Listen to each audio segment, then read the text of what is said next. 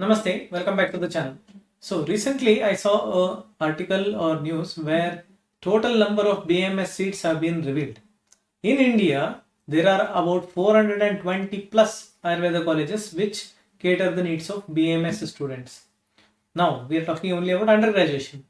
Almost about 30,000 students get into Ayurveda field every year. So this is with respect to imagining that the entire college seats are filled. So almost around 30,000. So we take for example 80% of the seats gets filled. Then it comes to about 25,000. So every year around 25,000 students, which comes to 80% of total seats, come out of each college, like from their respective colleges. Ultimately, what is the output we are getting? So recently I also saw another article, like the comment, which gives the frustration or which shows the frustration of the student who says that there are no teachers, there are no proper hospital, there are no hostels, nothing is there, just for the money purpose they have opened the college. So such kind of comment I have read. And recently also I saw certain tweets regarding why the authorities are giving permission to open even new colleges in spite of having already this many number of colleges with low quality. Now, after seeing all these things, what I can tell is that students are facing so much of difficulties when they enter into respective college. It's common for every professional field, not just Ayurveda. So, if you know this prior to joining any of the professional college, like what could be the problems or where the problem is happening, probably you can take a better decision. So, this video is all about why there is a failure of majority of private colleges there that are running the undergraduate course of Ayurveda in India.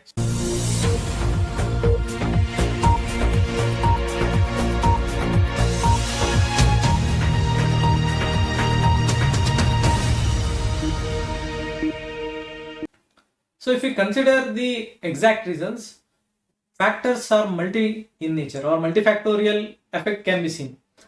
One of the major effect, like the factor which affect this kind of education system in India is the management system, the ownership and the management system.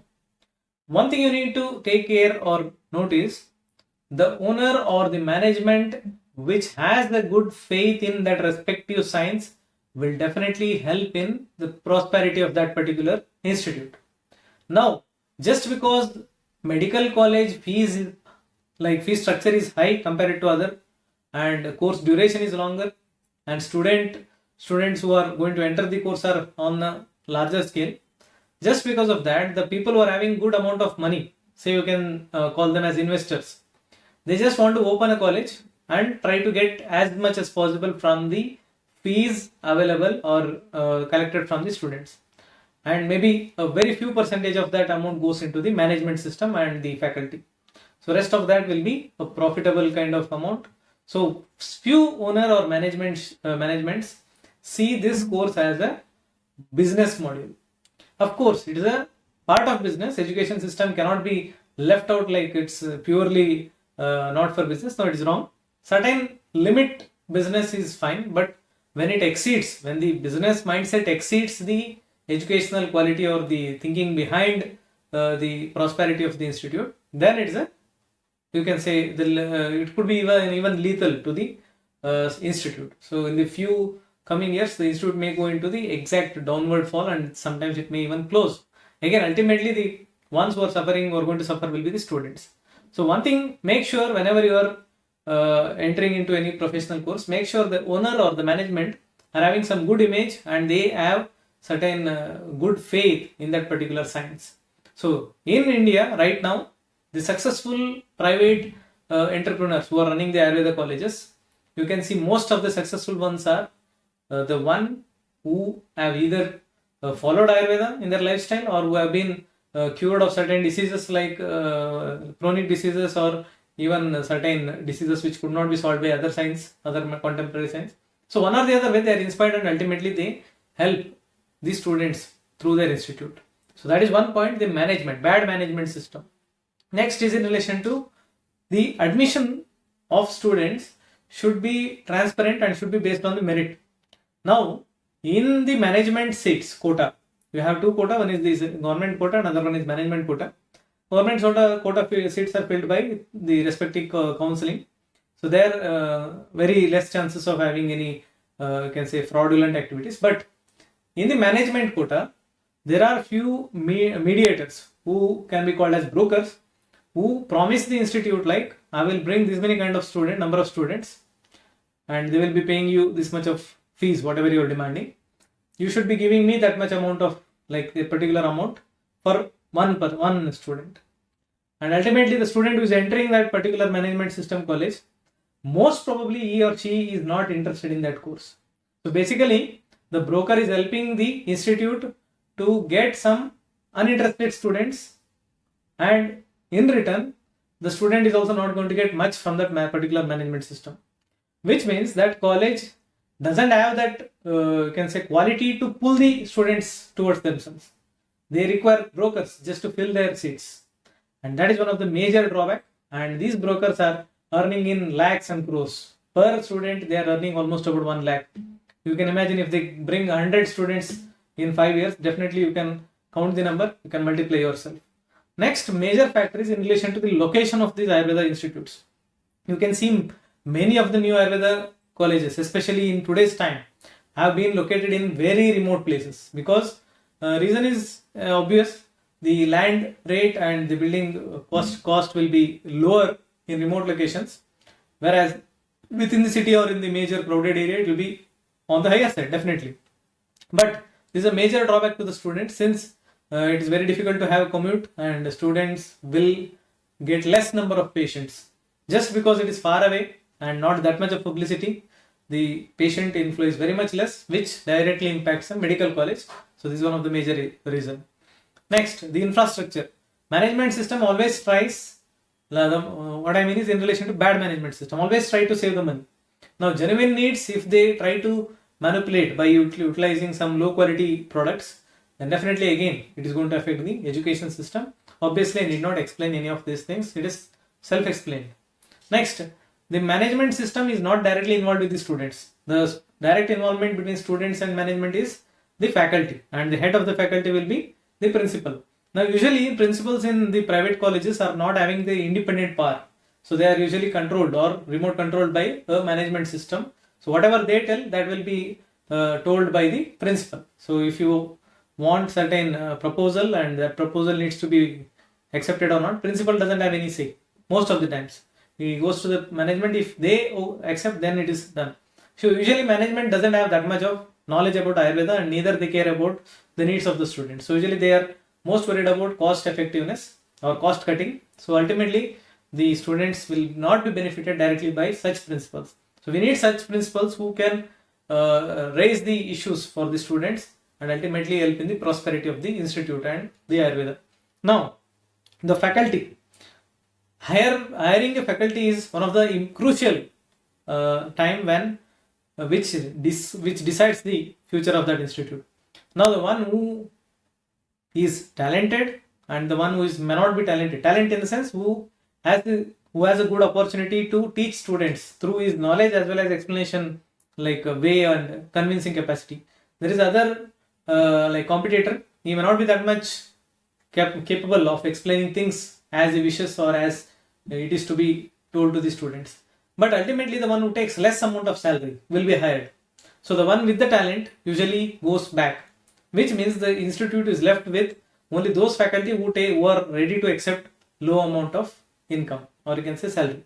Now this has two sides. One is the faculty gradually gets frustrated with that less amount, and obviously it is going to affect his teaching capacity, and obviously he is already not that much talented, so students are already suffering from such low quality faculty. So this is another of the major reason, and this is the this should be understood by the Ayurveda fraternity themselves.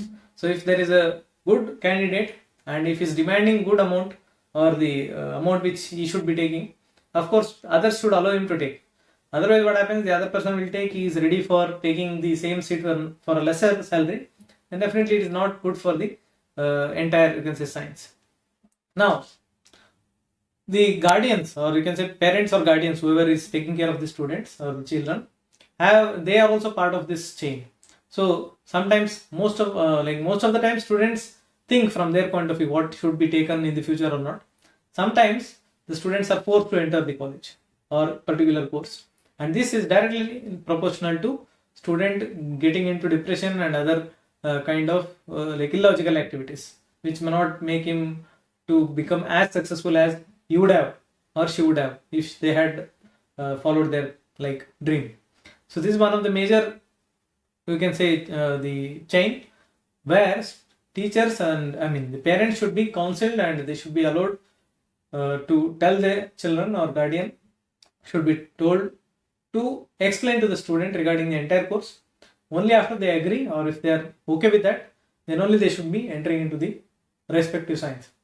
Not just Ayurveda, any of the professional course should be like joined only after consultation with the respective ward. Now, so this is in relation to the work timing, and you can say the salary, or you can say the workload and salary, the income. When workload matches with that of the income, definitely the faculty will be on positive side in giving their best. But when workload exceeds this income, then definitely it is not going to prosper the institute, because the faculty are not going to give their 100%. It may be initially possible that any faculty will give their best, but gradually their can say intensity level will reduce. Obviously, it's human nature. When you don't get paid for what you do, then definitely you are not going to do your best. Next, most of the private colleges, especially in North India, what is happening is the major power, or you can say the major decision maker, is one of the office clerk, and this office clerk is usually very close associate of the management. You can say he or she is the you can say camera for that particular CCTV for that particular management. So he or she will be regularly monitoring the entire institute and reporting it to the management, and ultimately he or she will be getting extra benefit from that particular management. And these people are the ones who hire the faculty, who decide the increments, who decide regarding the passing of bills and other things. So when these people are not having good you can say opinion about that particular science, or if they are not following Ayurveda as such, then definitely it is going to impact the entire atmosphere there. Next, so this is one serious issue and a major issue. I don't speak much on this. There are a set of teachers who are considered as ghost teachers. Now, what is this ghost? Ghosts are not visible. So there are invisible teachers in the institute, which means they are not visible to you, but on paper they are visible. So if your institute is having a particular list of faculty, and if you are not being taught by that particular faculty, that means you are on the cheat, you have been cheated. So basically they are on paper teachers, and this is a serious issue, and everyone is aware of that. And since it is in relation to the policy of the ministry, I don't speak much on this. So this is one important point which you need to think. Now, after seeing all these factors, there are multiple more factors, but these are the major ones. What I would suggest is, whenever you are choosing a particular institute or particular course, just make sure you do certain homeworks. It may take you certain extra time, but it is beneficial for, you can say, throughout the life. Field work is must. Before entering the college or taking admission, it is your responsibility to have a physical verification or visit to that particular institute and look at the exact present scenario. Don't depend on any previous seniors' advice. You can take certain amount of seniors' advice, but reality in today's time will be available only when you visit on time, like that particular point of time. So just have a look at the background of the management, if they have a good relation with the students, and if they are protective and promotive towards the Ayurveda. And very important, check the hospital if it is filled with patients or not, and if the teachers are available or not, or only few number of teachers are teaching every subject, not like school.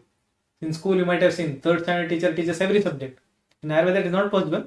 So just check whether you are being taught by particular set of teachers.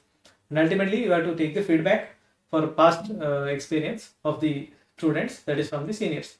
So once you do that, you get to know why exactly a college is successful or why it is on the direction towards the failure. So by failure, what I mean is, the degree is obtained. Of course, every student will get the degree, but ultimately what he or she can do with that degree in future, how they are going to use it in near future, everything depends on the choosing of the particular institute.